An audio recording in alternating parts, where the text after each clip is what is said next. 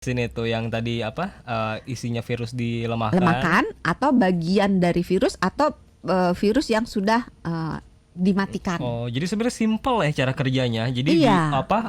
Jadi dengan dimasukin si virus atau si bakteri tersebut ke dalam tubuh, badan kita tuh diajarin. Oh, tapi jadi kayak badan kita nggak sakit. Iya. Karena entah dia udah nggak berdaya si virusnya, atau dia udah lemah.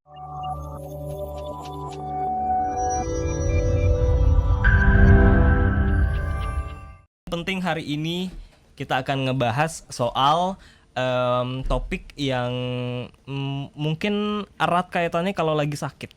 Kalau lagi sakit kan pasti minum obat. Iya kan. Tapi ada kalanya kalau penyakitnya berat, Dok. Wah, kan kadang obat aja nggak mempan, butuh yang namanya vaksin. Kalau ngomongin vaksin tuh pasti langsung keingetan sama COVID deh, nggak tahu kenapa. Traumanya belum berlalu ya. Iya, kalau vaksin aduh pasti ke COVID lagi. Tapi vaksin kan sebenarnya ada banyak ya, Dok ya. Gak cuman penyakit COVID aja, tapi juga penyakit-penyakit yang lain. Maka dari itu kita akan adu nih. Kita akan adu versusin kira-kira lebih baik mana, obat atau vaksin. Tapi sebenarnya apa sih, Dok, yang membedakan vaksin nih sama obat dari segi fungsi sama cara kerjanya? Sebenarnya ini dua hal yang berbeda ya. Walaupun sama-sama menyembuhkan, ya kan? Enggak. Oh enggak. Oh kok kalau obat kan udah jelas menyembuhkan kan? Ada sih vaksin menyembuhkan juga sih. Oh tapi fungsi utama vaksin itu sebenarnya apa sih kalau gitu? Pencegahan. Oh pencegahan. Jadi gini, vaksin itu merupakan bagian dari obat.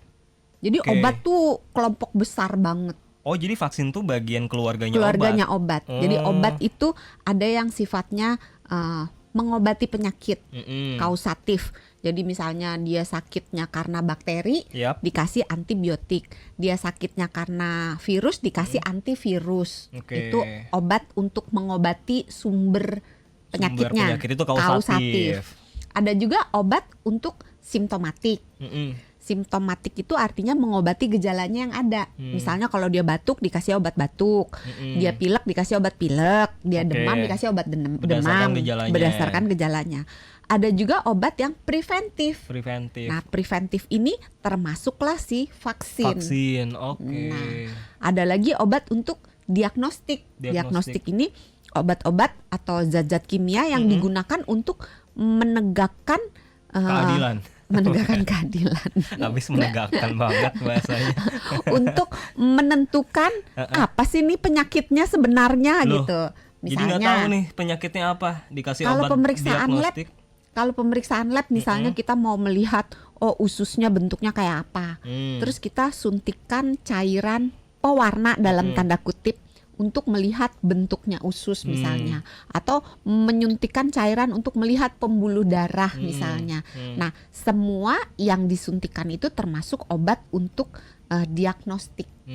Nah, ada juga obat untuk paliatif. Kalau paliatif, waduh, berarti ada 5 nih. Banyak. Ada banyak. Banyak. Yang selanjutnya paliatif, apa paliatif ini? Paliatif itu obat untuk mengurangi rasa sakit, penderitaan, bisa sakit, bisa gatel, bisa pokoknya mengurangi gejala pada penyakit-penyakit yang sudah sangat serius, yang biasanya dalam tanda kutip ya udah nggak bisa diapa-apain gitu.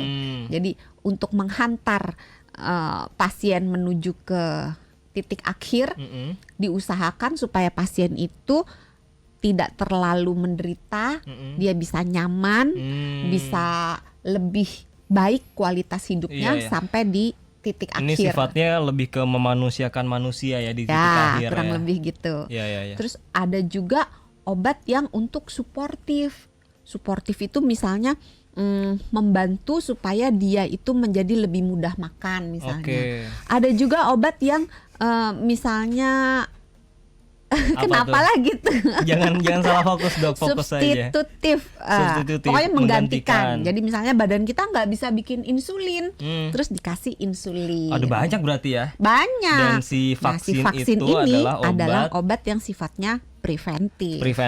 Jadi masih. Tapi sebenarnya ada 2 sih. Di dalam vaksin itu ada juga yang untuk mengobati juga. Gitu. Kepecah lagi nih. Tadi kan obat preventif. Terus kepecah lagi jadi ada yang vaksin mengobati. Vaksin itu dibagi jadi 2. vaksin yang sifatnya memicu kekebalan tubuh kita, sama vaksin yang sudah dalam tanda kutip udah jadi gitu. Jadi tentaranya tinggal dipakai doang. Itu biasanya kita sebutnya dengan imunoglobulin.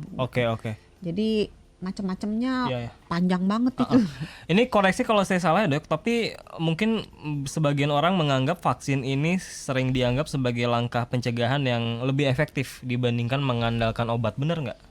Ya sebenarnya kan kita mencegah lebih baik daripada mengobati kan ya.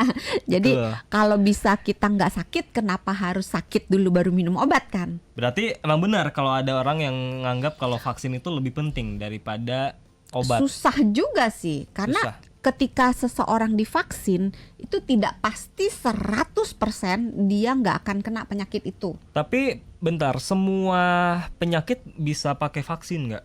Atau cuma penyakit tertentu enggak aja? Juga sih. Enggak juga, enggak semua penyakit. Karena penyakit yang human metapneumovirus HMPV, yang minggu lalu itu belum ada vaksinnya. Belum ada vaksinnya, cuma ada obat. Iya, obatnya juga belum ada. Obatnya juga belum ada. Iya. Oke. Nah, jadi berarti bisa nggak dokter Santi ini menjelaskan gimana sih proses vaksin itu bekerja gitu? Vaksin itu sebetulnya ada beberapa cara. Jadi kita bisa melalui jadi grogin di videoin. Ada beberapa cara ya. Jadi misalnya kita disuntikkan atau diberikan sesuatu yang dihirup melalui hidung, atau diteteskan cairan ke mulut, atau dikasih semacam tablet atau kaplet gitu. Jadi ini kan lebih ke cara kerja ya. Yang saya penasaran tuh kenapa vaksin ini bisa bekerja sampai bisa mencegah orang kena penyakit. Di dalam vaksin itu kita bagi jadi dua. Jadi vaksin yang isinya si virus atau si bakteri yang dilemahkan. Itu kayak vaksin COVID ya kemarin. Iya. Atau isinya yang udah mati.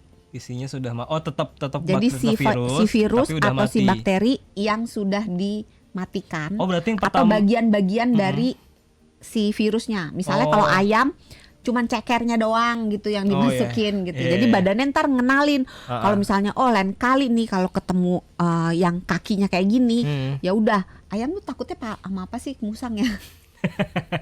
Jadi badan kita dilatih sama pisau ayam takutnya. Takut digoreng ya kan. Sama itu Om Jenggot itu loh. Om Jenggot. Apa Om Jenggot? Ya jangan sebut merek. Takut dijadiin ayam goreng. Takut jadi ayam goreng. Jadi ada dua ya. Vaksin itu yang tadi isinya virus dilemahkan. Atau bagian dari virus atau virus yang sudah dimatikan.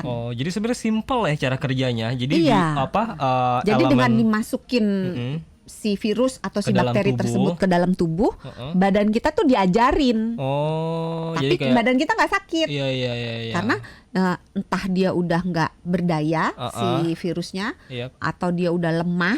Jadi mungkin dikasih gadget dulu tuh virusnya biar begadang, nggak dikasih makan gitu. Jadi dia lemah. Jadi badan kita itu mampu belajar membuat tentara khusus untuk menangani penyakit tersebut, tergantung yang dimasukin apa. Kalau vaksin polio ya badan kita belajar untuk membuat tentara untuk melawan virus polio gitu.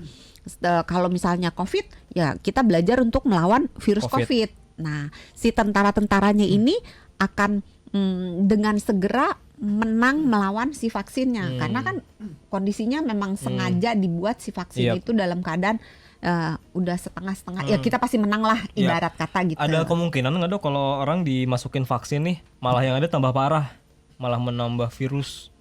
Kan memang dikasih virus. Ya maksudnya tubuh nggak bisa ngenalin nih, akhirnya jadi makin parah. Ada nggak kasusnya kayak gitu? Jarang sih, karena vaksinnya itu kan dipastikan udah lemah banget, atau sudah mati, atau cuma bagian-bagiannya aja. Jadi mungkin cuman kulitnya doang, atau mungkin kepalanya doang gitu. Jadi nggak utuh, sehingga badan kita tuh mempunyai kemampuan yang cukup, lebih dari cukup untuk melawan si virus atau bakteri yang dimasukkan tanpa kitanya sendiri jadi sakit gitu. Ada nggak sih Dok contoh penyakit yang lebih efektif dicegah pakai vaksin dibandingkan diobati sama obat?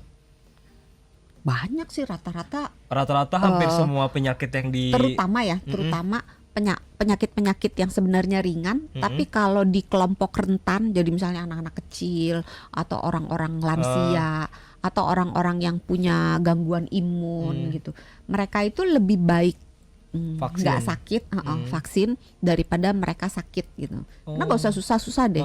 Cacar air. Anak kecil tuh, anak sekolah deh, misalnya anak SD, kalau kena cacar air masih main, lari sana lari sini, masih biasa aja gitu.